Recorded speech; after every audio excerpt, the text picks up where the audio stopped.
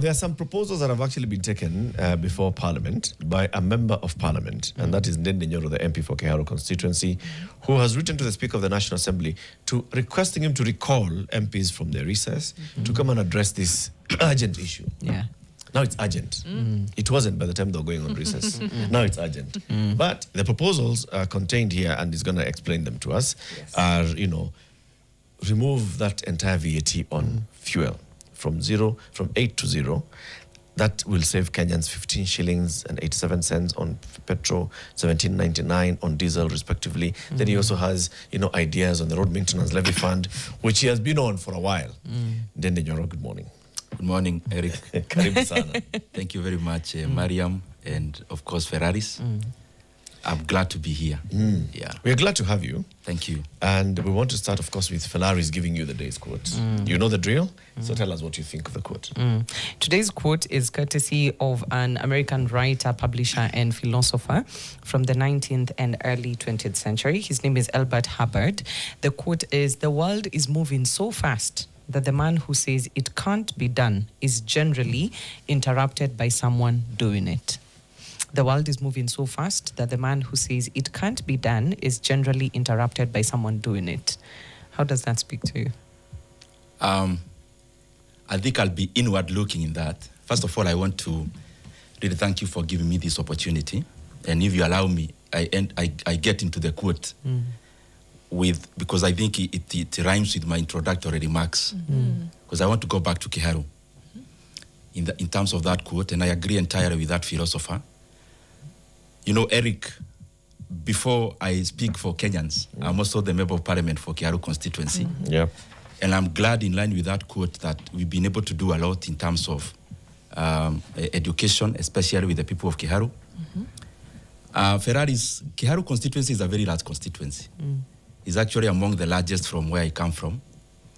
And all our public primary schools, they are over 110. Is a rural constituency. Looking at you, I think you are more urban. So You'd be very surprised. So in rural constituencies, there are things that are not very common, like tiles, or our public primary schools in the entire Kiharu. They all look like academies, and they are all actually tiled. We also have a program called Kiharu Masomo Bora, which we launched in 2023, and we launched again this year, taking care of 65-day secondary schools, which is covering 12,000 learners from Kiharu and outside, in terms of they can also come and learn from there. And in that program, Kiharu Masomo Bora, the school fees is only 500 shillings per term. And learners eat in school from Monday to Saturday, because we provision even for the tuition that happens on Saturdays. And actually, the last Friday of the month, all our day secondary schools, they eat chapati over lunch. And beyond that, we have also provisioned over 20 million Kenya shillings for revision books for our day schools. We are now at the phase of deepening knowledge, where we are now building laboratories across GSS institutions and senior secondary schools institutions. So in terms of that quote, it also speaks to me directly. Because when we were starting, it looked like very insurmountable to do that kind of thing, but I'm glad we've been able to achieve it. Not just for us to come and talk about it on TVs, but also to impact many lives, which we have done. Actually, Latif, when I was relaunching it, there is a young man who had already come to Kiharu before, based on the previous launch in 2023. He actually came all the way from Kariobangi, and he Googled and realized my home area is a place called Gaideri. So we went there to ask for our home. To cut the long story short, he's now being hosted by a stranger, a person who is not a relative, and the young man is actually getting A's. He'll be sitting for his KCSE this year, and I'm glad he's definitely headed to university. That's good. That's really Good stuff. So as people are just saying, we'll do, or can't be done, other people who can do it, come and do it. Yes. Right? They get it done. They get it done. Okay. Now, we've been expecting our parliament to get it done, to address the plight of Kenyans on the cost of living and various issues, including taxation, which is, of course, the direct mandate of Parliament, have raised concerns among the public. Now, this time it's about fuel prices. Then you've been talking about a reduction in taxation and levies on the cost of fuel for a long time. Up to a point now, you're asking the Speaker to actually recall members of Parliament for that. Has he responded to you? First of all, I want to send condolences to the Kenyans who lost their lives yesterday, to their families. It is regrettable that when Kenyans are expressing their views, they are met with very heavy force. We want to sincerely send our condolences, poleni sana, to the families that are affected. I wrote to the Speaker of the National Assembly last week, and it is premised on the fact that, Ratif, the reviews of the prices were done last week. And I don't think it was proper for me to jump before the horse in terms of to put the horse before the cart. So I actually had to wait for that to happen. It's always the horse before the cart. It's always the horse before the cart. So I couldn't put the cart before the horse. That Kiharu masomo bora ni 500. So I wrote I actually did 2 letters, one to the clerk of the National Assembly and the next one to the Speaker of the National Assembly, requesting that we needed to do something as the people's representatives, because beyond coming to these kind of shows and press conferences, we have actual power that we can exercise. And these are the details.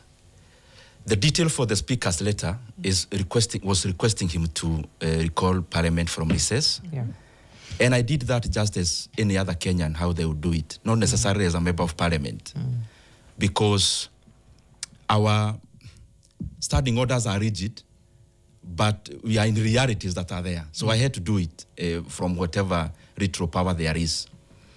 The second letter I did it to the clerk of the National Assembly.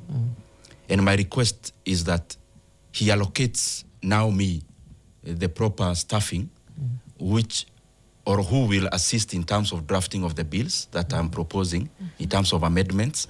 It's usually the standard practice of Parliament because of even wording, and so that you don't go through back and forth.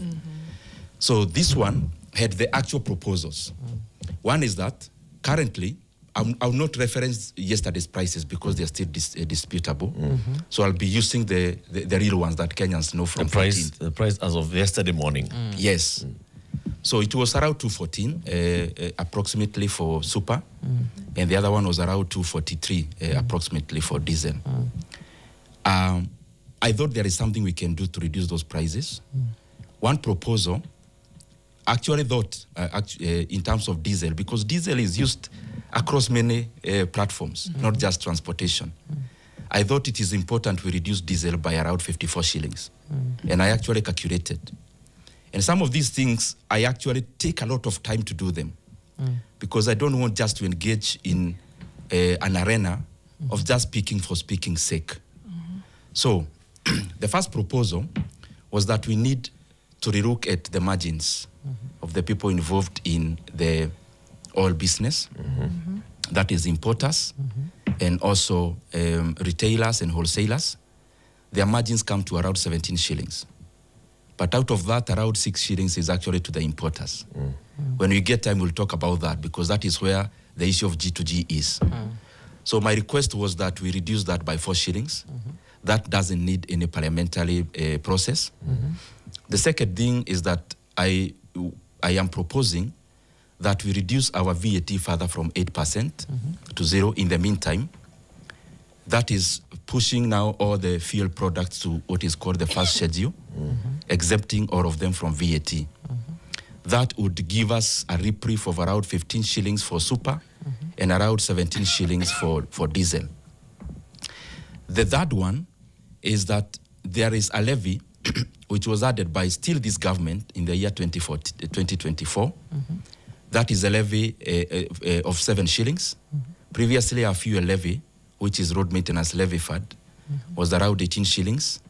It was added to 25 in 2024. So my proposal was that we hive off that 7 shillings again and go back to the status quo. So that's another additional of 7 shillings.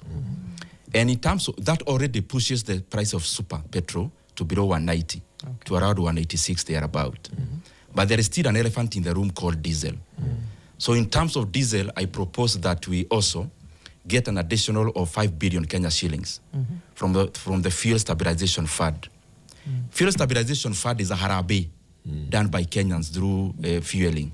Every time you fuel, there is some money that goes into that fund. So there is no direct injection of money from the exchequer. And that would give, in terms of diesel, an additional 24 shillings, because according to the Kenya National Bureau of Statistics, Kenya consumes around 200 million liters of diesel per month and approximately 135 million liters of petrol. So if we subsidize diesel by that 5 billion, then it pushes the reduction to around 53 to 54 shillings for diesel. Eric, if you give me time, I can also go ahead. The reasoning for that. The reasoning for that is that I have been the chairman of budget, so I understand that Kenya needs these revenues. So I'm not doing it for populism's sake. So we need taxes. And my proposal, the more the reason, is taking care of the dynamism of prices. So it's not for perpetuity. Or that is why Parliament exists. It exists to look at the conditions. So I thought in the current situation, where the barrel of oil is over $100 per barrel, it is not a usual time.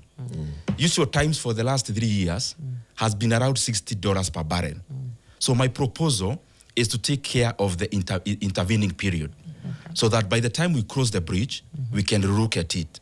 So what is the cost of this? How long do you give that intervening period? That's one. By proposal, I thought, Eric, would be around 4 months to 6 months. That is my reasoning, because I see there is a lot of things that are also happening in terms of global geopolitics. I could be too optimistic, but that is my horizon. So at most 6 months. At most 6 months. So is it your prediction that the war will end in 6 months? I am hopeful, just like any other citizen of the world. Okay. Okay. So then the next bit you are going to tell us how much the government is going to forego in revenue. Now, there are things that we have to decide on, Waboi. We have to decide whether we are going to have some sticky effects to the economy by being laissez-faire, or just letting things be, or we are going to intervene as a country and see whether we can arrest especially inflationary pressures. So there has to be a trade-off between spending money now and safeguarding the medium and long-term effects of the economy, or then saying, let things be, and then we bite the bullet. And I thought it is not very prudent for us to go the latter route. So the earlier route, Kenya, in terms of in terms of consumption, I'm working with around 350 million liters of both diesel and petrol. I have lifted that data from the KNBS. So when you talk about VAT, I'm approximating at around, we are foregoing 15 shillings per liter. So when you do that math approximately, we are talking about around 5 billion shillings approximately. Fuel levy of 7 shillings, using the same 350 million liters per month, we are talking about 2.45 or 2.5 billion shillings. And of course, then there is fuel stabilization, which is subsidy of 5 billion additional, which is coming to around 12.5, I'm approximating 12.7 or thereabout. But the 5 billion is not coming from the exchequer. The 5 billion is, Kenyans have already raised that money. It's in the kitty. It's already in the kitty. And by the way, the kitty is resourced. So it's not money we are borrowing. And ring-fenced. It's there and ring-fenced. And it's available. So the actual money we are actually spending as a country is just around 7.7 billion shillings. Now, I've tried to come up with various figures to look at. How many months? That is per month. Per month. Now, the issue is this now, Mariam. The effects to the economy, yesterday alone, we could be talking about tens of billions to the economy. Even if it was a usual day. So in terms of costing, And in terms of inflationary pressures to the economy, we are talking about tens of billions.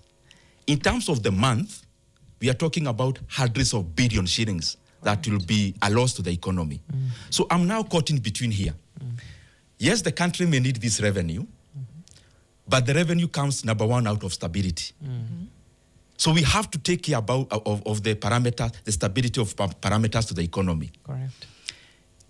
If you look at the May figures of inflation, I can ascertain they'll definitely be above 7.5% year on year. The inflation for May. Yeah. So the cost is too high on the economic front. So I thought it is important to arrest this matter now by spending a little bit more and then safeguard the future of the economy in the medium and long. I hear you. With how much we are foregoing in taxes, you've been very methodical. And it's an estimate, but a very methodical one. How much we are losing as a result of the current fuel prices and the protests, I need the methodology for that. How did you, when you say it could be in the tens of billions, what's feeding that? What's informing that? Number one, you look at the fares. Number one hit is transportation. What is the fare?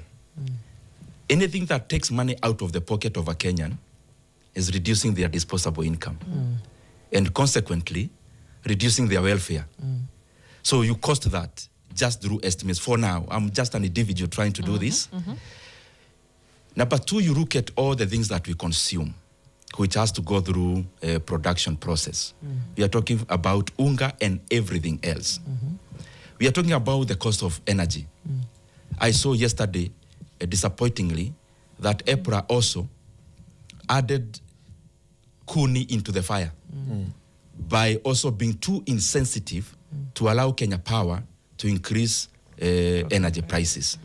So those are the kind of costings I'm talking about. I've not even come to the start of. This is even a different matter altogether. I'm just talking about precise economic effects. Now, I want to just look back at the figures. Yesterday, I'm sure we had John Buddy, the Cabinet Secretary for the National Treasury here. And his calculation was that by reducing VAT from 16% to 8%, that 8% reduction was actually costing 12 billion shillings a month to the exchequer. So for the 2 months, it's 24 billion shillings.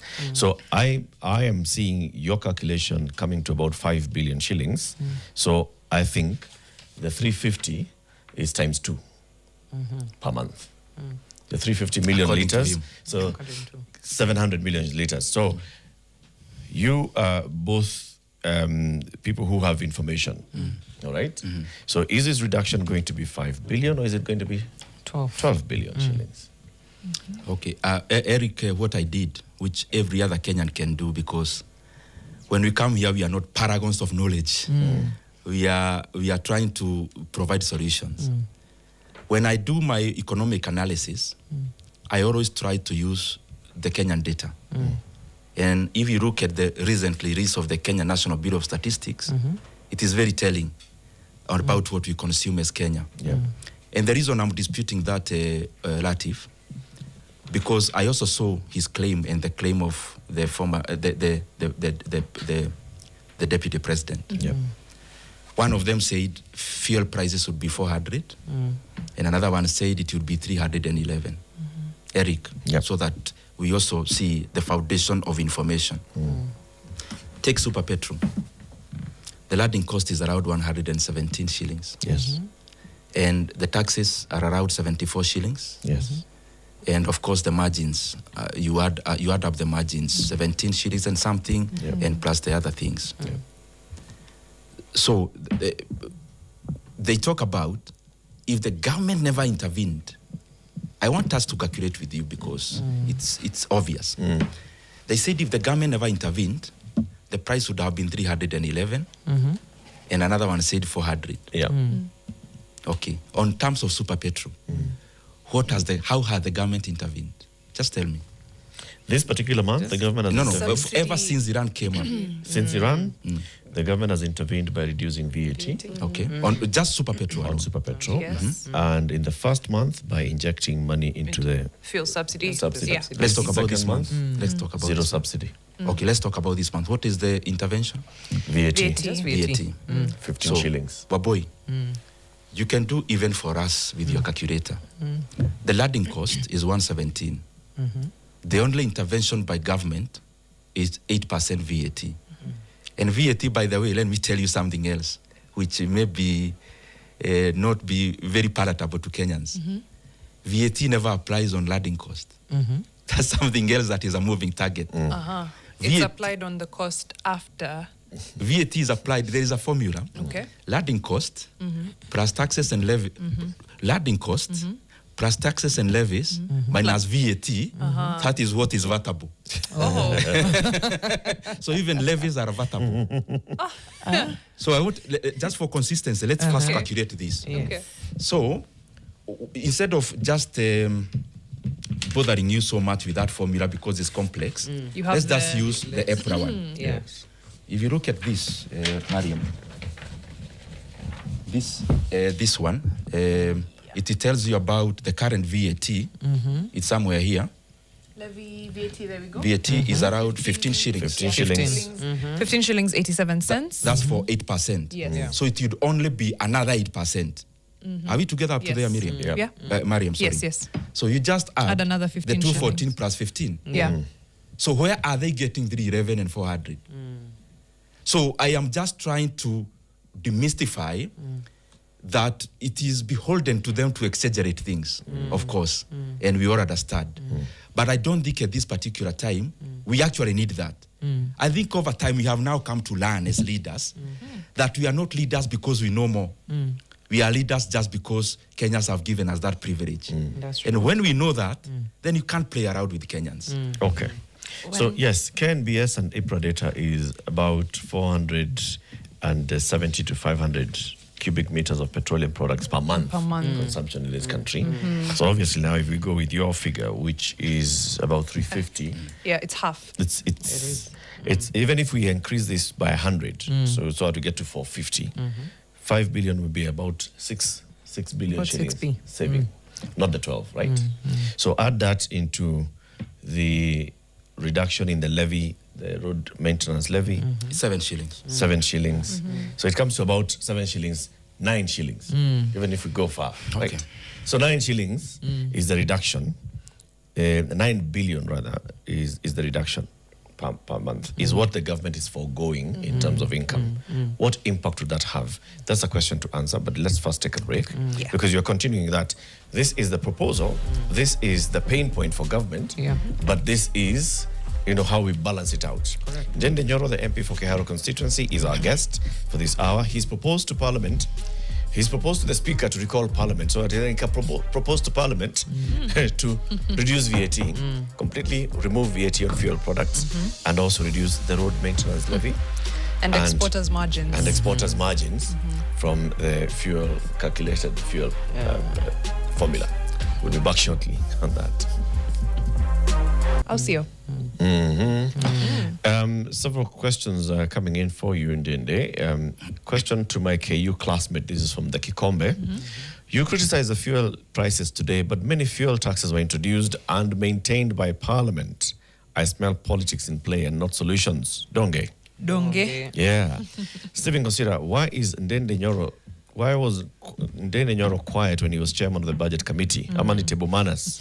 You can't eat when you can't talk speak with when your you're mouth. eating. I think Again, Ndindi Nyoro supported this government fully. Kikombe continues, the way I see it, Kenya should publicly disclose all margins of profit earned by importers, transporters, storage companies, oil marketers, etc. during this crisis. Because the way things are going, yeah. Tuanze hapo. Yeah. First of all, I want to thank Comrade for watching us. He confirms I was actually in school. Eric, economy and economic parameters are dynamic. And that is why houses of making laws, they don't meet and then disband. They are there full time. Because economic conditions change. And that is why registration meaning also taxes and levies, should also be very alive to the fact that economy is dynamic on its own. So when look at it this way, Waboy. You are here as a Kenyan. We all understand, and I said, I don't want to be populist, that Kenya needs revenue. That's a fact, because we need services. But on the other side also, we need a stable economy. So back then, when taxes were increased a little bit, the oil per barrel was trading at below $75 per barrel. And the trade-off was maybe some little more money could be required to do the same roads properly. And it is a good idea. But then the situation has now changed. We are where we are. So the issue is consistency with the changing trends of the economy. Taxes and levies are dynamic. So that is why you actually see, even in my proposals, I'm not saying that we do away with this thing entirely. I'm saying that we are in this situation now, it may not last. The trade-off is, if we don't act now, we are going, the economic actors are going to make decisions which will be very sticky. Let me put it into perspective. When we increase fuel prices, immediately the following day, Karakacha will be here after me. Of course, because they're in business, they correspond in terms of their pricing. But in case the fuel goes down after a month, we usually don't see a lot of corresponding reversal. So the decisions you make on the economy, some of them are sticky. Inflationary pressures are always very sticky. So that is my issue now in this current situation. That yes, I agree we need revenue, but at this particular time, this revenue is too retro compared to what we may end up spending, economically speaking, in the long run. So that has been consistent. The second thing is about, hey, you guy, you are budget chair. And I agree, and I want to really thank Kenyans for that opportunity, that I served our country as the chairman of budget. And for all purposes and intents, Latif, you can try to Google anywhere, and you see that our tenure in the budget committee was actually one of the best in the Kenyan history. Which years were this? That is from 2023 to 2020. I can say up to the first quarter of last year, sorry. And I'm seeing that in terms of also the vibe. You know, everything is quantitative and qualitative. Qualitatively, every budget we passed, including Buddy, who was the opposition lead, was one of the opposition leaders in parliament, he would rise up and commend the process and the output of the budget making process. Look anywhere, even the comments of somebody like, let's say, Junet, who was also very voracious on the other side. They were very kind on the process and the output. So we did very well, and I'm proud about that in the budget committee. However, Mariam, because you know where I'm going. However, 2024. However, I'm going 2024. Precisely. I'm actually coming there. Yes. You say 2024. Yes. Okay, ask about 2024. No, you're saying you're very proud of your work. Yes. You are a major proponent of this finance bill that ground the country to a halt, essentially. I was actually coming there. Now, we need to also, we have failed as leaders to also be very forthright in communication, that in Parliament there are actually 3 committees that deal directly with the economy. One is the one I used to chair, called Budget and Appropriations Committee. It directly deals with spending. Only. My mandate starts and ends in spending. There is a very important committee called Finance and National Planning, which deals with the revenue side of the budget, that is taxes and levies, and everything in between. And that is why what happened in 2024, which is regrettable, was more about taxes. I never had anywhere protest about spending. There was everything about taxes and the pain. There is also a standalone committee, because I'm also and I hope maybe we'll get time to speak about that. I speak about that all the time. And I get the same question. You are chairman of budget, which I take responsibility. There is a committee in Parliament, a third one, called Debt and Privatization Committee, chaired by my friend called Shurie, which I'm sure maybe one time you can call him here. So that has been, maybe because out of personality, mi ni mtu wa kuongea sana. Stand out more. maybe then I take that responsibility even for the other committees. However, as Mariam put it in 2024. There was a finance bill, and it was unprecedented in terms of even the voice of Kenyans. And I can tell you for sure as a leader, because I would want to be a person who does not need to remember what they say.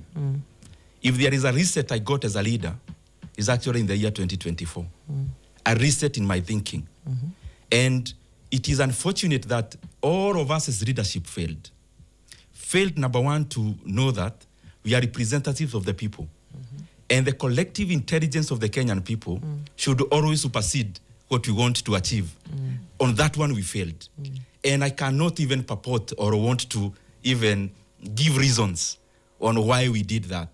So I take responsibility on voting, but as I have clearly demonstrated, there was a committee, of course. By that time, we were a team, as you remember. I'm here as the chairman of budget. There is another person who was dealing with finances, finance bill. That is the finance committee. I don't think it would have been very polite for me here as the chairman of budget to be the same person outside saying things. Inside, we could raise our voices as a team. Why are you raising your voices inside? I can precisely tell you, I used to raise all these voices internally. But how it happens, for example, when you come to this kind of a show, there are some modalities you said before the show. If Mariam does not agree with some of them, I don't think he would come to raise them to the public. We will disagree Internally. And I can tell you, I used to do that. Okay, I don't want to appear like I'm better than everyone. But I was chairman of budget. I'm not one now. You never saw me fighting. Fighting what? Fighting even after the removal. One would actually argue it's so just that should tell you something. It's for argument's sake, it could be put as, you know where to direct your energy, and it was not a fight worth putting up. And you're like, politically, this doesn't make sense. Let me fall back and decide whatever it is that works out for me. So it was a political decision that you made. It was both political and fundamental.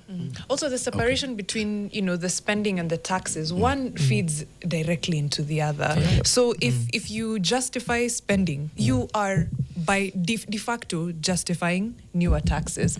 And you are also quoted as saying, if we don't pass this bill, the financial hole we're going to be in is massive. True or false? I agree, and I take responsibility. And Mariam, I take a lot of time to think about this country in huge depths. And in terms of separation between spending and revenue-raising measures, I believe, as a member of parliament, as an economist, there are better revenue-raising measures. And I used to propose them. Some of them, when we get time, we'll talk about them. But as I said, and I keep saying, we were in a team. We go, let's say, for a PG. You raise all your voices there, which I used to do. You can check and reference and give my opinion forthrightly, even on TV. But then there had to be limits.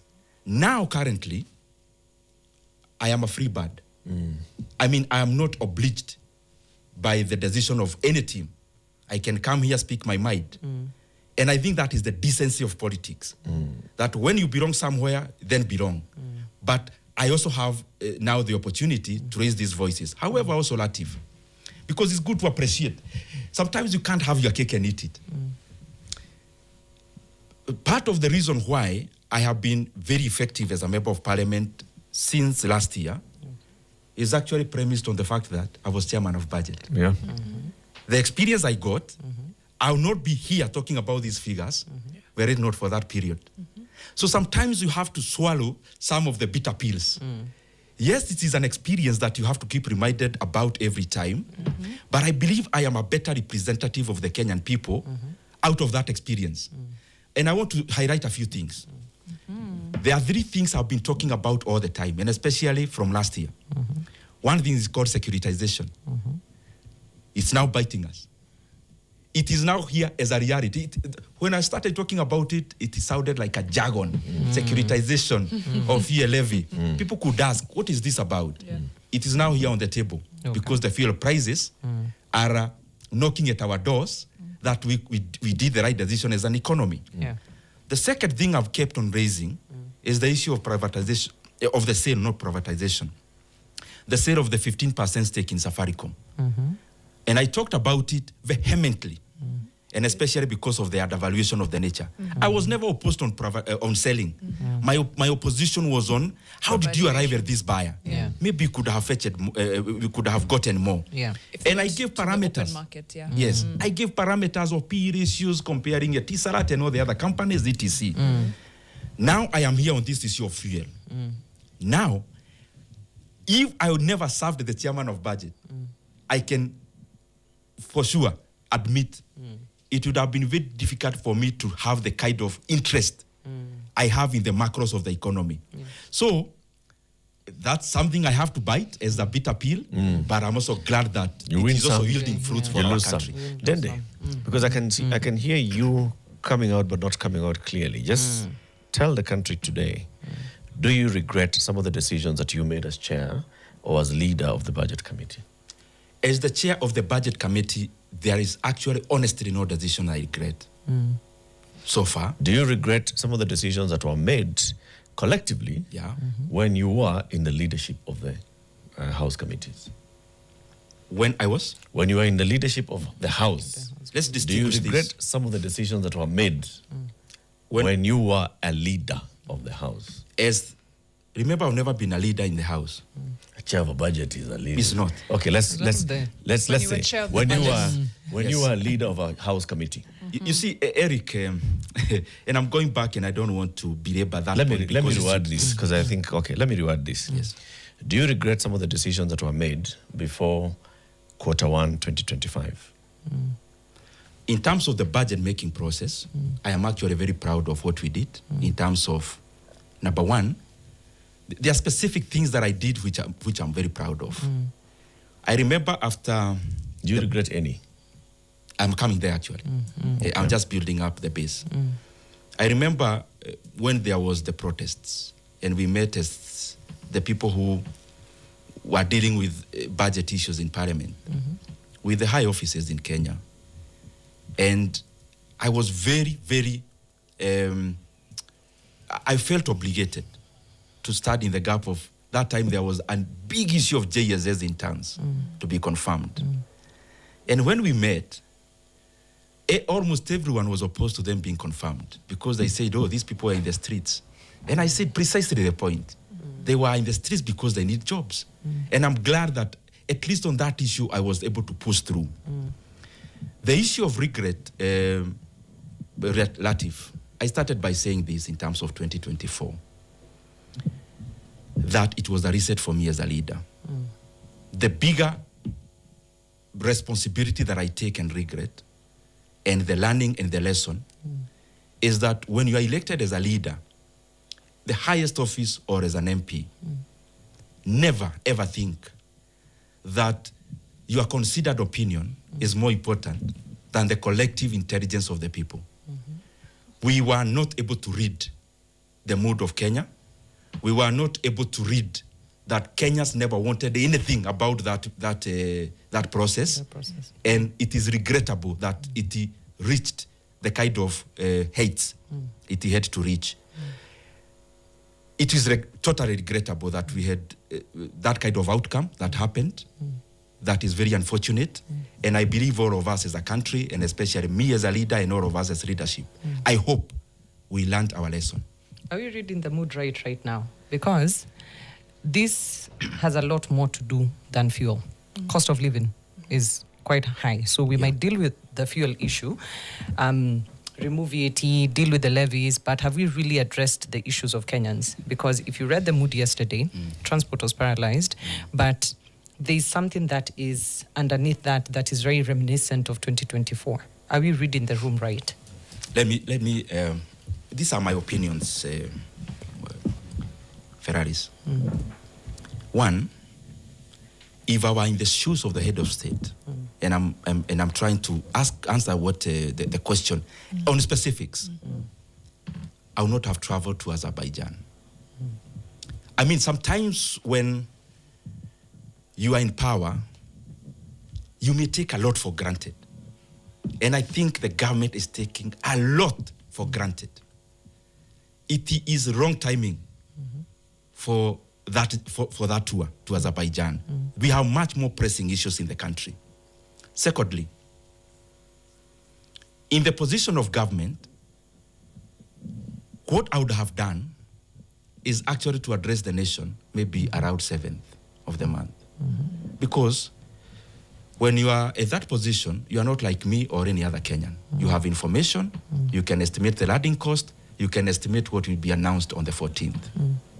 So to have come out and face the Kenyan people, give the figures that bear it, and then concede to what I need to concede. Thirdly, the people we see, especially in government, addressing Kenyans in so many TV stations, I would politely tell them, because we've been there, when you're in government, you cease to have the privilege of promising. You now have to do the job. So even if you jump to 20 TV stations, the bottom line is usually, then what? So all these scenarios is just to answer you. I find it totally unacceptable that even when 2024 is less than 2 years ago in terms of the actual month, that we seem to have learned no lesson. And I call upon the government now. The proposals we are making are reasonable. And I mean, we have gone through them here. Nothing is outrageous. I want to call upon them. Please, everyone in government, now stop going to TV stations.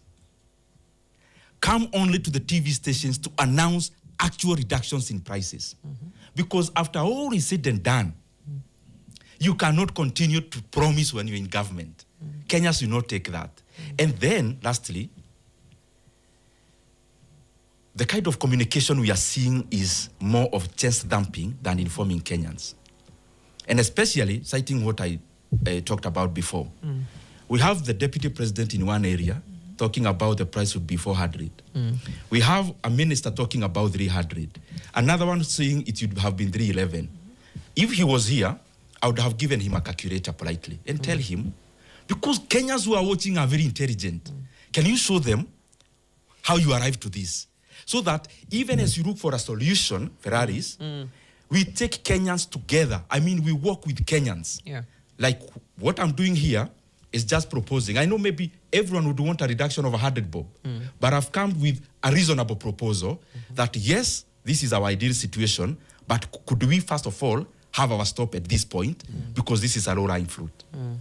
I still have a follow-up question to the adjustments that we'll have to make on the overall budget to accommodate this. Yes. Because something has to give somewhere. CS Mbadi did give us a breakdown of counties and, just salaries, and government has to function. Contractors have to be paid. So if we are going to touch on the road maintenance levy, what are we going to do with those contractors? So we'll come back with that as part of your proposals. Because if you're giving a solution, the solution has to have the counter.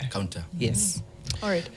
Ashley is on the streets of Nairobi. Our reporter Ashley is on the streets of Nairobi. She is making sure that we have at least some view of what's happening second day into the strike. And if the matatus are back on the road, fixers, I can see you asking kunendaje, rongai, kunendaje hivi. Let's hear from Ashley, who is in the CBD. Good morning to the Fixing the Nation team, and I am currently at the Nairobi CBD. On a usual day, this street would have been full, and in most cases, even a traffic jam will be seen here. But today, the streets are currently clear. You can see on my other side, next to Neighbor Supermarket, there's actually one matatu that's ferrying people around town. But apart from that, the motorbikes ferrying people from one point to another, but it's just as empty and people are walking. It would have been a full day and people would have been walking to town. Today, this street would have been full by people, but it's currently empty. Apart from one or two matatus, there's no much activity. Back to you in studio. In short, kumenyamaza tu. It seems the Matatu Owners Association, they're standing on business. They said, reduce mkitaka until you give us what we want. We're not getting back on these roads. Unfortunately for commuters, that means another lost day either you have to walk or figure out some other form of transport. For businesses across the country, even what the matatu industry contributes to the economy solely is in the billions. It's like estimated at around 900 to a billion shillings a day. Who else is ready? From Keter, okay. It's Philip who is ready in Eldoret. Steve Keter. Sorry, not Philip. Steve Keter in Eldoret is also on the ground. Let's listen in to what's happening. Good morning, Steve. Yes, Mariam, I am at the Eldoret main terminus. This is a stage that serves both the town service vehicles and also the vehicles that go up country and the ones that are trans counties. They go. We have vehicles here that go to Nakuru, Nairobi, Kisumu, and all the other parts of the country. It basically connects Eldoret to all other cities and all major towns that trades with this county. Now I am here with the players in this sector, the drivers, the conductors, and the chairman of circles, and I'm just going to have a word with them to see how the business is and what can be done to be able to maybe give them a relief. Pengine tuanze na wewe, anza na jina lako, tuambie gari yako ni ya kwenda upande gani na ikoje kwa sasa? Kwa majina mimi ninaitwa Peru. Gari yangu inaenda barabara ya kwenda Nakuru. Na kwa saa hizi movement imekuwa ni tofauti kabisa. Maana hii mafuta wakati ilipanda, pia abiria wamekuwa na shida. Sababu imebidi sisi kama watu uchukuzi tuweze kuongeza bei. Na unapoongeza bei, unakuta ya kwamba ule abiria anakueleza ya kwamba hata mimi sina. So ile kitu tulitaka kusema ni kwamba hii mafuta ingesimama na rate moja ili tuweze kujua kama itakuwa ni 300 ni 300. Lakini si mwezi moja inapanda, mwezi mwingine inashukishwa, ukipanda inashukishwa 10, unapandisha na 40, unatukisha 10. Hakuna ile kitu umefanya. Maana hizi gari zinataka insurance, hizi gari zinataka sticker ya county, hizi gari zinatakana kwenda, yule dereva pia mwenye anafanya kazi pale pia anahitaji mshahara. Na unakuta ya kwamba kuna ugumu saizi kwa kila mtu. Na hizi gari zote ambapo unaona hawakatai kufanya kazi. Ni ile hii mafuta imepanda na bei ambayo si ya kawaida. Wewe ulikuwa unalipisha shilingi ngapi na kwa sasa unalipisha ngapi? Nilikuwa nalipisha shilingi 600 na kwa sasa hii inabidi nilipishe shilingi 800. Asante sana, pengine tumpate mwingine. Anza na jina lako, tuambie gari lako ni la kuenda wapi, ulikuwa unalipisha shilingi ngapi na sasa ni shilingi ngapi? Kwa majina naitwa Otando, mimi ni mkaaji wa Eldoret, tunafanya kazi Eldoret hapa. Lakini kuna mahali tumefikia, mahali imepita binadamu wafikia wanasikia uchungu, mahali imewafikia. Mali serikali imefikisha mahali upande wa mafuta. Mafuta inatakana kama serikali inataka kusaidia mwananchi, mafuta wake mara moja shilingi 700 500. Mkenya adiara azoe mafuta ni 500. Azoe gari ni 500. Kulipa mahali kwa maisha yake itakuwa ni faida kutoka kwake. Kwa sababu hii maisha ya binadamu sasa imekuwa ngumu sana, hata hawezi kupumua. Ukiangalia upande wa magari inakula zaidi kuliko binadamu kwa wakati wa saa hii. Gari inakula zaidi kuliko binadamu. Gari kwa siku moja inatumia 15,000 to gari ishibe. Binadamu anatumia shilingi 50. Serikali imetuumiza, sasa hivi tunalia kama serikali inawezekana isaidie mwananchi. Ni mwananchi anaumia, sio serikali inaumia. Gari yako ni ya kwenda wapi? Gari yangu inatoka Eldoret kwenda mpaka Nanyuki. Nanyuki tu was 1400. Kwa sasa inabidi customer tumuongezee 400 ndio aweze kufika pale naenda. Ingewezekana serikali ingesaidia mwananchi ipandishe pombe na sigara na bangi, ipandishe hizo vitu bei. Upanda binadamu, waangalie binadamu. Pombe wapandishe bei. Walevi ndio wamekuwa wengi kwa sababu pombe imeshuka chini na anaangalia kama matatu. Matatu imekimbishwa sana. Ningeomba serikali kama inasikia pombe apandishe juu, walevi wapungue, tufanye kazi pamoja. Kwa sababu Kenya imetushinda. Mimi ningeomba kwa upande yangu, maoni yangu, pombe ipande juu, mafuta irudi chini. Ama mafuta yake 1000 lita moja. Binadamu wasowe. Mafuta ni 1000, ajue nikiamka leo mafuta ni 1000. Sukari ni shilingi 300. Asoe mapema, maisha yangu sasa imefika tofauti kama nyuma zamani. Tunaomba kwa saini hapa sasa. Kama serikali inatuelewa binadamu wa sasa, tunaumia. Hatuna mali, hatuwezi ingia. Ukiingia kwa nyumba, sasa kwa nyumba sasa tuone news. Hii ina maana kuona TV kwa nyumba. TV umeona pesa yako, lakini kuchukua remote kufinya TV. Kabisa kama uko na kitu mamu kama umeharibika. Sasa unaangalia watu wanaenda shule. Tunaangalia. Nenda safari kesho. Unaenda mguu, una viatu. Sasa watu wavae viatu. Unavaa jacket na kuna jua, anavaa jacket. Sababu ana hii mwili ina nguvu. Sasa tumekamuliwa serikali, tuna chochote sasa. Hata ukianza maandamano tuanze maandamano sasa. Serikali kuje tuwe sisi wote. Tutoke atafuta serikali nyingine. Tuna maana kukaa dunia hii. Thank you so much. Well, Latif, Mariam, interesting thoughts from some operators here.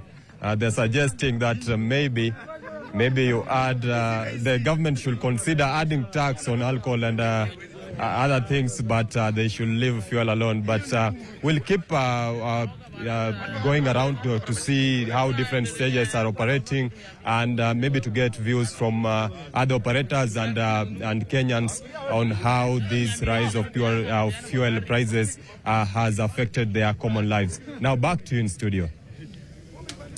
Thank you so much. That's Stephen Kateri in Eldoret. And of course, you can see people are just still irate. Mwile ina nguvu. Tutafute dunia ingine tufanye nini sasa. Let's take a short break. When we come back, we'll be back with Ndindi Nyoro MP for Kiharu, asking him, okay, the revenue we are foregoing in this proposal of his to lower the cost of fuel, itatoka wapi? Budget yetu tuliambiwa, it's very inflexible. Very, very inflexible. We'll be right back after this. Hiya, we're back in conversation with Ndindi Nyoro, MP Kiharu. And I think that's actually, we have so many things, but that's a good place to pick up the conversation. Yeah. You didn't talk much about the cost of diesel. Yeah. I mean, also the cost of kerosene. How come? I didn't talk much about it because I thought the bigger elephant was the other two. Paraffin had already been subsidized in terms of, we don't consume so many liters of kerosene. And the subsidy that had been granted in that product, I thought it was not so badly off. So I concentrated, even in my analysis, on super, petrol, and diesel, because I thought that is where the prices were hurting Kenyans most. And mostly on diesel. I'll borrow Senator Karungo's words, transferring suffering from one pocket to another. John Buddy yesterday did mention that if we go ahead and apply further subsidies or remove VAT from fuel, then essentially would be crippling government operations because we are squeezed. And the question at that point was, is government squeezed or are Kenyans squeezed? Because Kenyans have really given to their utmost. He gave us a breakdown. 1.5 trillion shillings going towards debt servicing, another trillion going towards salaries. And of course, if we're going to go ahead with the recommendations and the bill that you're presenting to the House, something has to give. Where is that money coming from? And can our budget actually manage to have such a deficit? Because we're already working within a deficit. We have enough areas to fundraise for this money within the budget. Okay. I have tabulated at around 7.7 billion shillings a month. And even if you give it 6 months, Kenya can comfortably afford that. We have a budget of around 4.5 trillion Kenya shillings currently, approximately. And out of that budget, just a few areas, without even wanting to be political. Kenyans saw that last financial year, the highest office in the land actually consumed the budget even beyond what we had passed in Parliament. That the budget that used to be 4.5 billion Kenya shillings in the previous years, up to 2022, is now consuming close to 20 billion Kenya shillings, 17 billion precisely. 13 billion Ferraris is enough to cover us for around 2.5 months. Now, Kenyans need also to know that there are areas that are usually hidden from their eyes, which I can point out that we can raise more than 50 billion Kenya shillings from them. If you go to the security departments in the country, that is where most of the money that is spent in the political rallies is actually loaded. All of them without even wanting to mention their names. There is something called confidential funds in all security dockets. That money, when you ask about it, you'll be told about security and all other stories. But I can tell you that that money is the one that is out there bribing Kenyans. We can get more than 50 billion. And I'm not talking about hyperbole. I've already copied the budget and I know. We can comfortably hive off 50 billion Kenya shillings from the strategic security organs without any Kenyan noticing. Because that money is basically there in confidential funds because it's withdrawn in cash and there is very little audit that's done by the Auditor General. So it's very comfortable for politicians to misuse that fund. However, with time, we have seen the burgeoning of this fund, and especially from last year. You remember after 2024, the head of state gave a press conference, and he actually mentioned confidential funds in his address. I was there.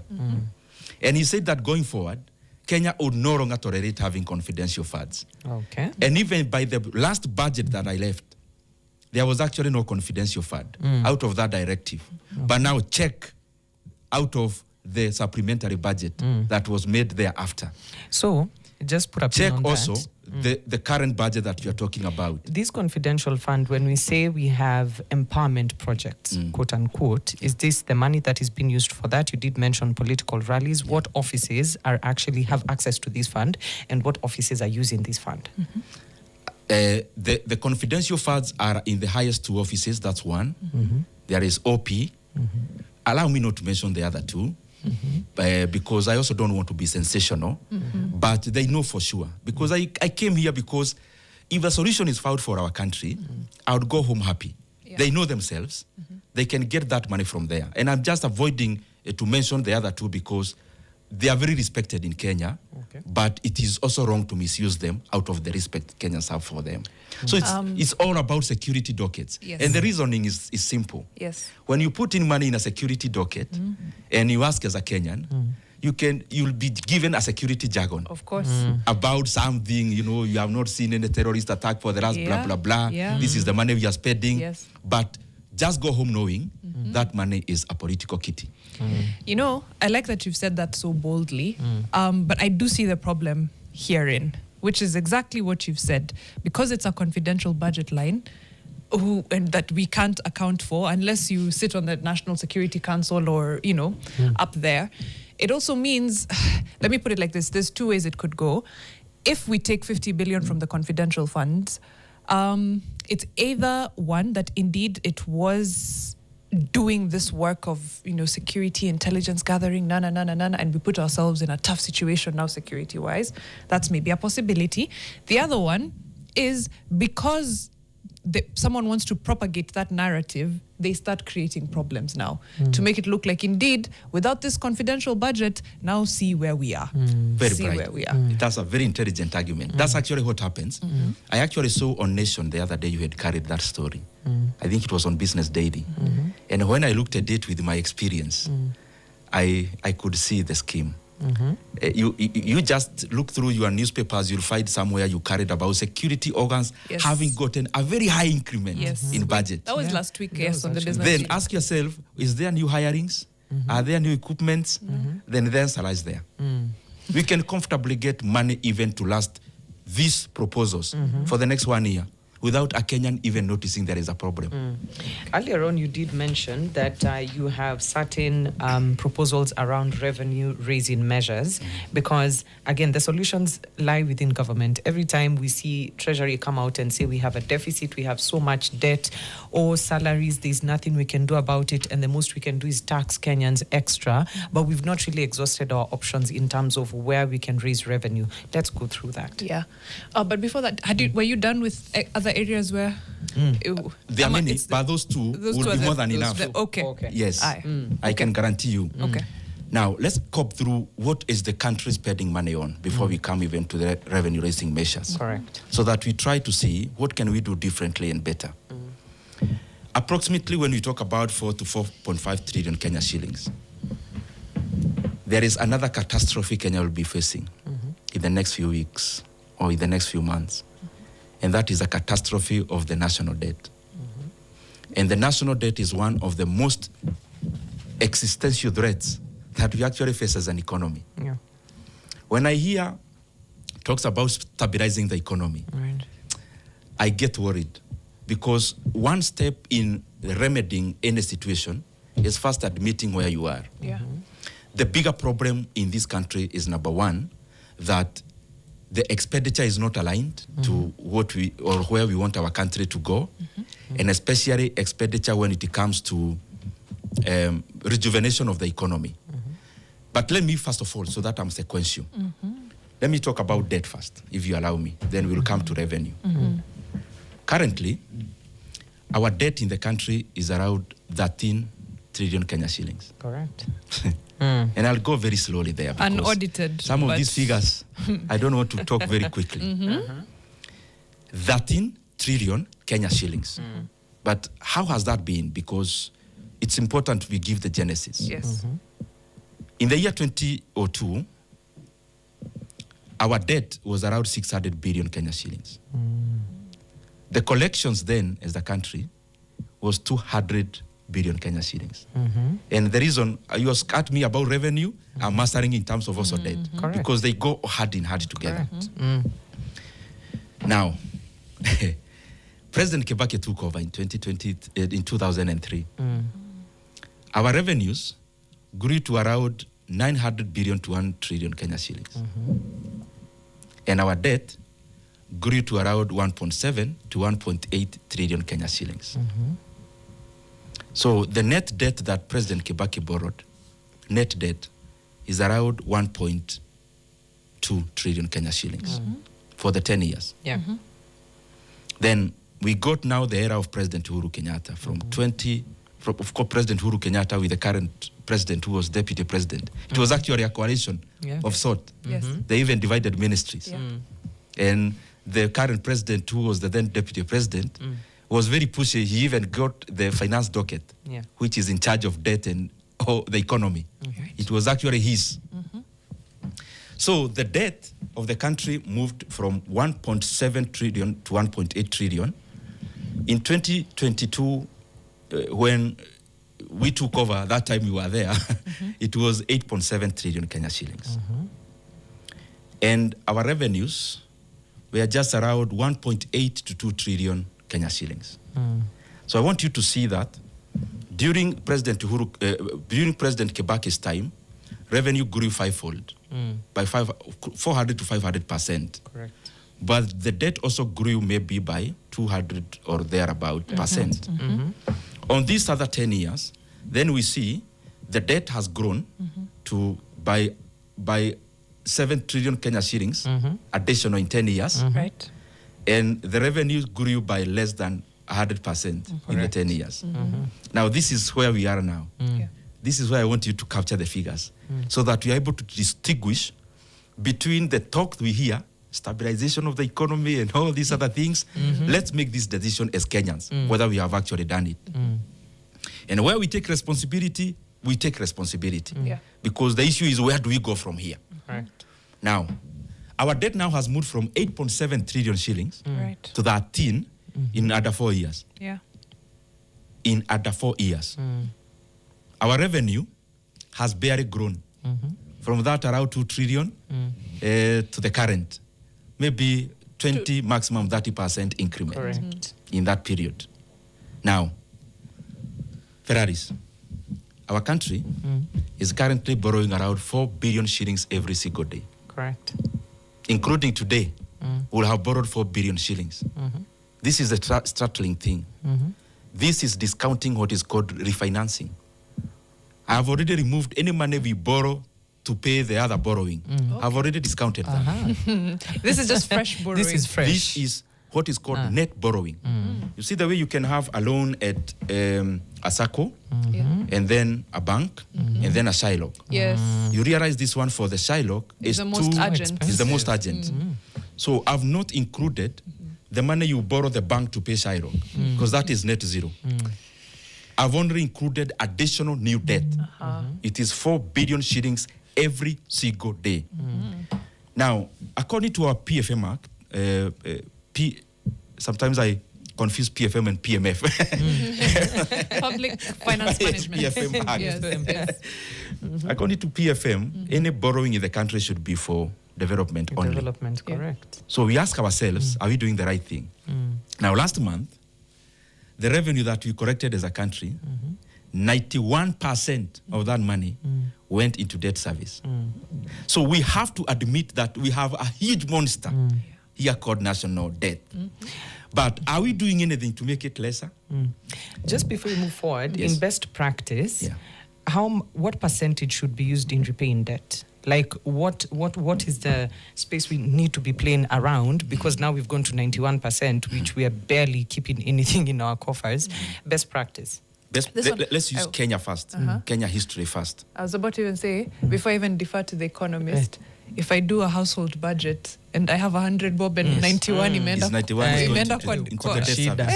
You're things living beyond your means. Things are thick. I'm not even beyond my means. But Let's use Kenya first as a benchmark. In the year 2002, the country was spending around 28 to 32 shillings out of 100 shillings in debt service. That's when President Kibaki took over. By the time President Kibaki left, our country, Kenya, had the highest debt-bearing capacity. Debt-bearing capacity means the ability to take more debt. Because the economy was so healthy that out of 100 shillings, we were spending 18 to 21 shillings in debt service. Okay. By 2022, we were spending around 62 to 65 shillings out of 100 into debt service. Currently, based on last month, we are spending 91 shillings. So, first of all, the reason I've given that is to also compare the regimes. Yes. If you look at many other countries, when you reach a quarter, it's already a red sign. Correct. When you reach 25%, you're already in red. But there are many parameters why that happens. Yeah. You know, the arguments you get, oh, Japan has a huge debt to GDP ratio, oh, US also borrows, because I hear that many times. Yeah. And there are distinguishing factors for that. Let me, for example, cite Japan. Japan has a gross debt to GDP ratio of over 200%. Correct. So, it is said as to be the most indebted country when you measure by debt to GDP ratio. But that's usually an argument, a defeatist argument, when you want to borrow more. Because when you dig further, you realize the issues. Okay. And the real issues are these. Japan cost of borrowing, in the last 10 years, at some years, it was actually negative interest rates. Oh. That's number one. Yeah. So we are talking, for example, in Kenya, we are raising a board at 13%. Right. Japan, at some years, they actually borrowed at negative interest rates. negative. Their 10-year board was attracting a negative interest rate. So who is lending money to the government for no Struggle is interest? deflation. There was a reason for that, which Okay. we may share for another day Okay. Yeah. for Japan. Okay. Now, Japan always borrows domestically because there is money Yes. in the domestic front. But this is the third very important thing. What gets reported in the debt figures is something called gross debt. We don't record net debt. Net debt means Japan is both a borrower and a lender. Correct. When you go to the US, for example, economy, Japan is the number one external lender to the US The US economy. government. Correct. Okay. That is not netted off. So this 200 billion. Yes, is in- 200%, yes. Sorry, 200 percent Yes. debt to GDP Yes. is inclusive of essentially what they have also lent, Is just what they have borrowed. But it has not netted. what they have lent. What they have lent. Fair. Okay. So you see now that one. US the same. So why is our situation in Kenya so dire? Our situation in Kenya is dire, number one, because we are running away from responsibility. Recently you saw IMF, there was what is called spring meetings in Washington. And our guys from the National Treasury went. They were humiliated by the IMF. Because we've been talking about specific things. Yeah. Remember the debt I talked about, by the way, does not include illegal debts, does not include securitization, does not include Talanta board and all the rest. Yeah. So the government has been wanting to run away from this borrowing by opening another book of borrowing. To continue borrowing on the book, but also continue borrowing even more off the book. But IMF told them, guys, please wake up from the slumber. Yeah. We only recognize one book of debt. And it's this one. And you have to include this securitization and Talanta board into the real debt. Of course, what they was the parted. justification? What was the justification given for not including Talanta securitization, keeping it off book, just for the numbers, right? That's a just very for good optics. question. Yes. Yeah. It was not for optics. It was to run away from responsibility. You are borrowing here, you've already borrowed 13 trillion shillings. Correct. So your debt to GDP ratio has grown and your actual absolute figure has grown. And when other people are lending to you, they look at how much are you indebted. So they realize you are too indebted. So the government realized they can be clever by opening another book, now borrowing off the book. That has been the contention. Okay. And that contention now is the reason you see the government is now turning around borrowing domestically more Yes. Yeah. other than foreign is not a strategy. No. It is out of lack of strategy. You know, It is. again, It's I'll being use the analogy of the household. Yeah. Kuna mtu ako na kitabu yako ya deni kwa duka, unamwambia situfungue tu kitabu. Shika nimeleta That's kitabu it. ingine. Actually, you Let's go to look at another this shop. book. You don't stop borrowing in this other shop. You yeah. still continue Fresh, borrowing. yes, yes. But you open another shop. You now go to another Duka kiosk. ingine tuanze upya. Tuanze upya. As if they don't talk and Yes. they don't know. The reason you see now we have moved domestic. Who are the domestic lenders? It is me and you. Yeah, Us. and banks. Yes. But majorly also NSSF and other provident funds. Yes. Correct. So why are we coming locally to borrow? It's because other external lenders are more sophisticated. They will do your math, they'll gauge you, they'll price you accordingly, or I tell you, you are too risky. But then, borrowing domestically, your government, Yeah. you can make a phone call to NSSF, tell them you have to buy this board. Yeah. And You get the can money. make a call to superannuation fund, you have to invest in this board. But also Kenyans, generally, we usually think the government can't default. So generally then we go there as a hard. Correct. So that's the reason. Now, to revenue raising, Wait, okay. before you go there, because you've gone into exactly what I was going to ask, which is realistically, I mean, we're enjoying really good interest rates and have been for a while. Banks are having the time of their lives. Is there a risk of default? In 2023 or thereabout, the president of Ghana had made the kind of decisions we are making as a country. And it reached a point where the load was too heavy for the country to bear. So they introduced something called a haircut. A haircut in economics is basically a haircut. Where then you're called, Shave off. let me demonstrate. The government calls you in a meeting in a hall. They tell you guys, I know you have a board of 1 million shillings you bought from us. You banks, we know you have a board you bought from us. Out of that million, from today, we owe you 700,000. And that is it. And we are the sovereign, head of story. Hakuna That's what is called a haircut. So it's a. They also went further Yeah. to also give a haircut in terms of pensions. So is a default something that can happen? Not just happen, but very feasible. When you are spending 91 shillings out of 100 in debt service, how is that not feasible? And especially when you have now run away from external lenders who necessarily lend you concessionary at 3% Right. to come to borrow locally at double digit. 18, What kind of math is that?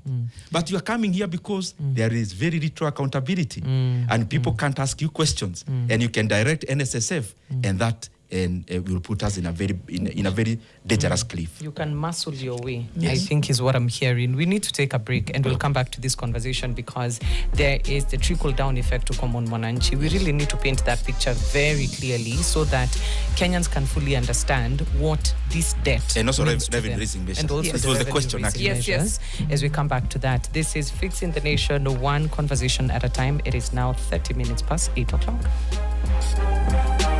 Working. Just before we get back in conversation with Ndindi Nyoro, let's listen to Kevin Mutai, who is in Mombasa, giving us a spot check of what's happening. Fixers, we see your questions, and we'll continue to do these spot checks all across the country. Kevin, good morning. Good morning to you, Mariam. Indeed, we are joining this broadcast live from Kongoya, commonly known as Kengeleni, a section of the road that connects Malindi Road, Nyali, and towards the central business district using Nyali Bridge. As you can see, normalcy has returned and motorists are operating on this particular section of the road as usual. Unlike what we witnessed yesterday, there was a bit of chaos here as drivers and conductors mounted a protest in connection to the soaring of fuel prices in the country. And as you can see right now, there are no even police officers except only the usual traffic and officers from the inspectorate department from the county government of Mombasa clearing traffic in this particular section of the road.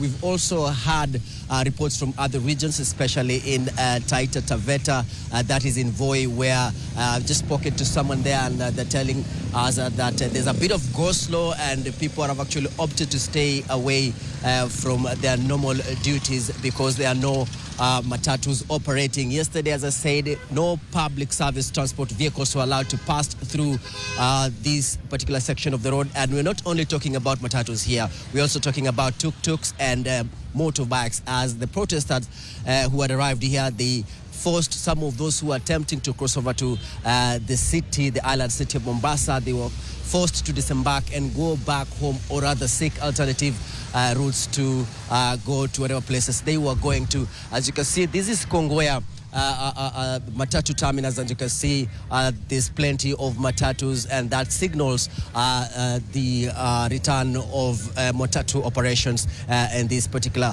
part of the country. We do not know why this particular situation is happening. Could be probably because the government undertook one of the steps just to signal that it's going to address all the grievances raised by stakeholders in the matatu industry, and that first is because of reducing the diesel prices by 10 shillings. Perhaps that could have contributed to the matatu operators going back to work. And we've done a spot check also in other parts such as Bombolulu, Kisimani, Bamburi on the other side of Mombasa West. That is the areas of Changamwe, Magongo, Mikindani. The situation is as normal as this. Also, again, we've confirmed to the other side, also in Likoni across the ferry crossing channel, the situation is also normal and matatus are operating, although there are just a few of them who've decided not to move their vehicles from their parking spots, but perhaps we still do not know, and we cannot confirm whether they will be joining, or rather going back to work, or they will again continue withdrawing their vehicles as directed by their chairperson, whom we spoke to yesterday, saying that until all their issues and concerns are addressed by the government, then they will continue participating in the nationwide matatu strike. And of course, also we spoke to the regional police bosses, and they just told us that situation is also normal across the region, that is the coast region, and they will keep on deploying different security agencies to ensure that security has been beefed up,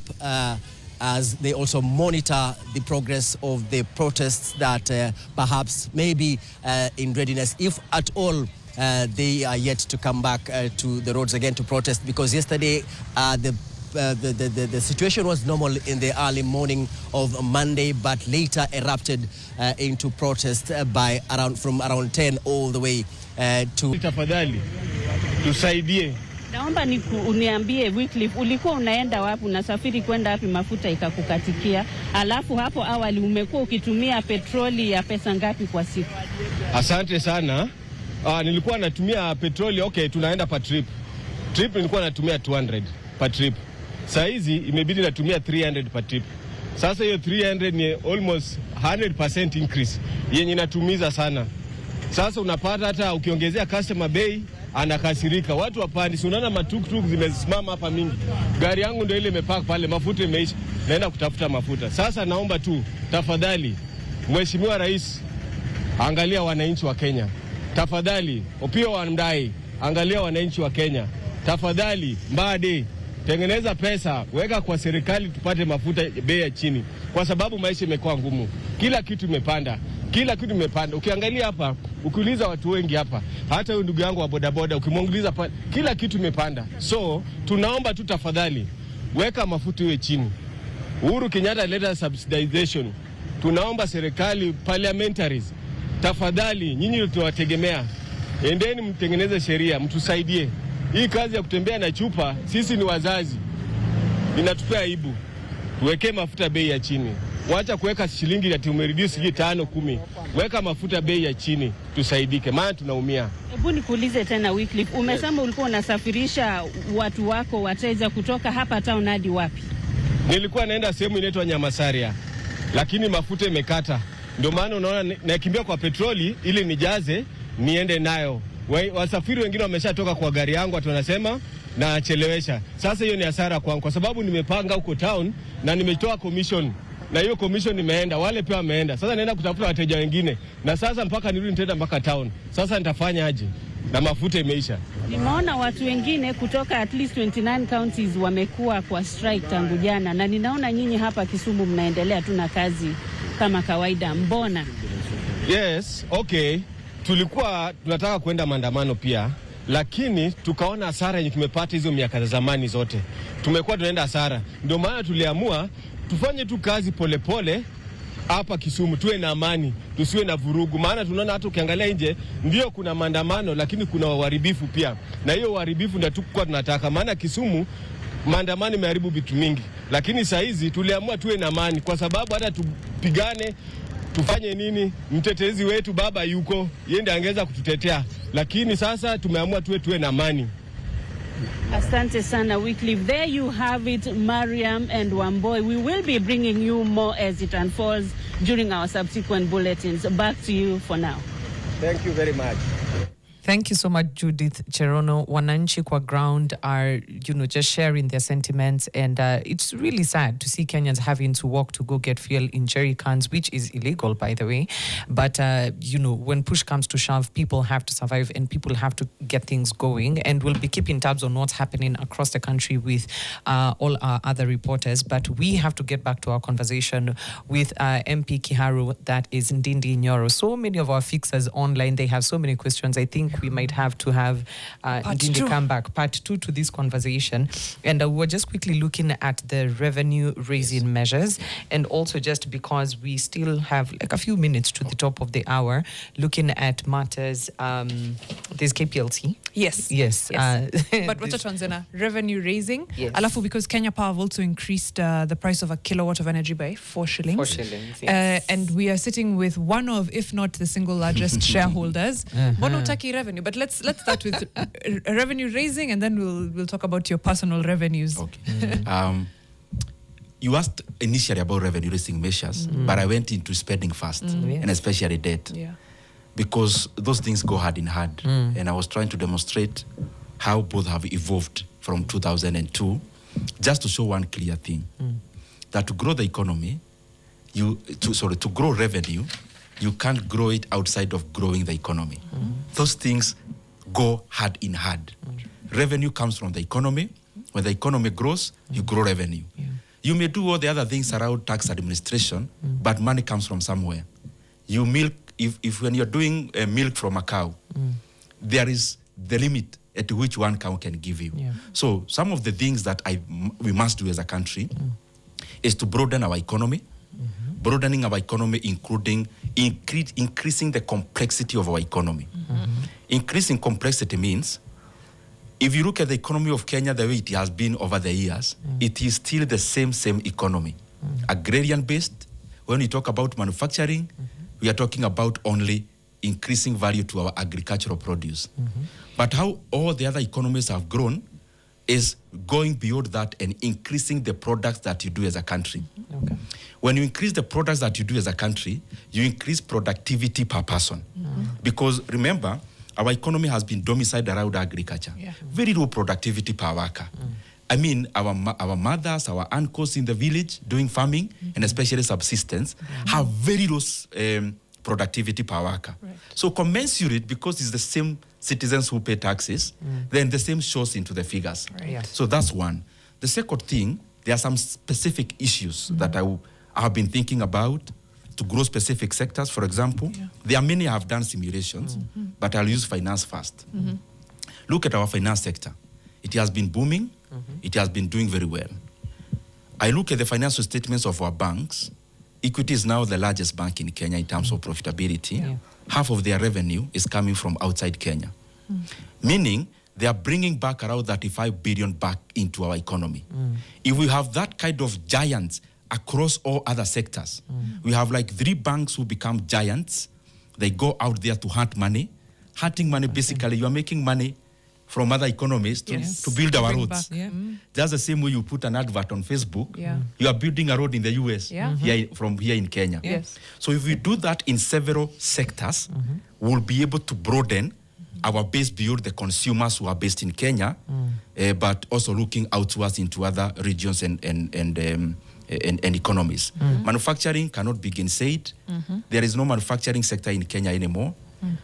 Just in brief, I did when I was doing my master's, one of the projects that I did was around manufacturing in Kenya, and manufacturing has been declining as a share of GDP since actually the 1960s. True. It may seem to grow, but what we do is not manufacturing.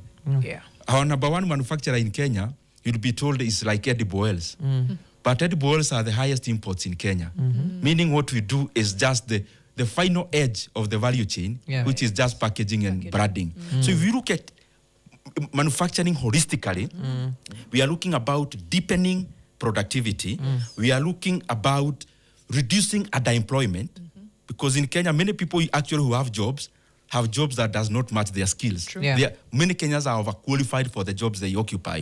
So those are just some of the things, just because of time. But when you have when you have more time, we can spend much more on specifics, which I have already simulated. We'll do a part 2 because obviously these are not overnight measures. You don't broaden an economy overnight, but the tax pressures and the debt pressures are very much overnight. And the fact that also, lastly, you see, tax is usually based on the formality of the economy.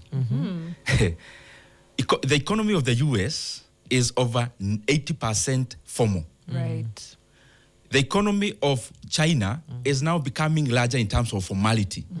Kenya is only 20% formality, actually 19% formality. If you look at the tax administration, it's only possible basically and effective when you formalize the economy. Correct. Anyway, that's also a larger topic. Maybe we'll get another time to talk about it. Kenya Power, yes, 4 shillings 72 cents per kilowatt increase, coming at a time when already things are quite thick. You are also, yes, one of the largest, if not the largest individual shareholders at Kenya Power. What do you think about this move? Why would you be against your own revenue?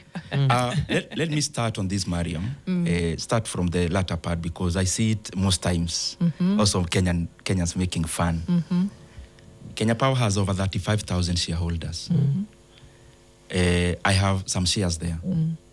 Just as I have some shares in Equity Bank, or I'm sure you also buy shares. In fact, our friend Janet Bogwa, we used to do stockbroking work with some of their relatives, because it's something I started when I was in campus. So minority shareholders in Kenya are never part of the management of a company. They are never part of the decision making. And therefore, when it comes to talking about Kenya Power, I am talking about Kenya Power and increment of power as a legislature, not as a shareholder. Because, I mean, Kenyans participate in the NSC. I do that in my own small way, because that is the forte I know. Do you not earn dividends? Since I bought shares, we've earned dividend, I think, thrice. Not as much, though. The last one was, I think, a shilling per share last financial year. So if it's about revenue, it's not something to keep you around. I actually bought it because of capital gains. I'm happy it responded. Now going into it's a shilling per share, but how many shares do you own? Let's compound. Yes, I started buying those shares many years back when the company was making losses. We actually went for a long period of time without earning anything. And to be honest with you, other than the fact that I'm a politician, is not even an issue to talk about, because many Kenyans own shares. Correct. For example, I have shares in Equity Bank. When they increase rates, no one asks. But a utility company, what I've seen over time, is a very risky stock to own as a politician. Because utilities are very close to what we do on day-to-day basis. But the fact of the matter, because the Kenyan people are aware of what I'm talking about, minority shareholders in the Kenyan market, we are spectators of the decisions of the company. So coming on this side as a legislature and as a leader. We'll have a separate conversation on investments. Investments, yes, also legislating when you have any level of vested interest. But that's a whole other conversation. Maliza tu hapo. Yes. Coming on this side of power, I think it was very insensitive, number one, for EPRA to allow Kenya Power to raise the tariffs. Because sometimes when you're reading a country, you have to be both qualitative and quantitative. Quantitative is about figures and numbers. But you're reading people. And people is not just about figures and numbers. There are Kenyans who are now at their worst situation. And when you have this situation about fuel, I think it was very unwise for them to add an extra burden to Kenyans. Some of these decisions, they just need you to have a human face. Even if they had a justifiable formula to do that, this is the wrong timing and it's the wrong thing for our economy. However, ultimately, Kenya has to confront the issue of the cost of energy and power. Yes. We are the highest in the region by huge margin. Yeah. And that, of course, percolates into manufacturing, because manufacturing, one of the inputs is power. Yeah. Now, what do we need to do? Kenya Power is usually the face of the power because they collect revenues for all the other entities. There are many entities involved. There is power generation, there is transmission, there is distribution. But the one who has a contact with the customer collects with all the others. Yeah. But if you dig deeper, because I've done that, you realize that the cost of energy in Kenya is actually based on the cost of production. And the cost of production is actually based, the highest cost of production is actually based on something we call independent power producers, IPPs. KenGen has the largest market share in terms of power production. Yes. But you have some other individuals across since independence, only who are politically correct, who have been able to get what we call PPAs, and they sell power to Kenya Power. Yeah. Unfortunately, Kenya is based on something called take or pay. You can imagine that once you give somebody a PPA or a power purchasing agreement, they produce whatever power, you agree on the price, whether you take or not, you still pay for it. So Kenyans pay even for power that they don't use because it's based on take or pay. We have to confront the issue of power generation and production. They'll tell you that these independent power producers don't have the economies of scale that KenGen has. I agree, but it has been unwise for us to accommodate so many IPPs, and especially when they sell in terms of multiples of what KenGen produces. Because the bottom line is production. All the other chains, their margins are predetermined. Production is where the rubber meets the road. And what I've been thinking, we now produce around 3,000 megawatts of power. I mean, that is nothing. When you talk about countries that are like us in terms of population, like South Korea, we are talking about like 100 times more. And the dream about manufacturing is purely hedged on power production. My proposal has been simple.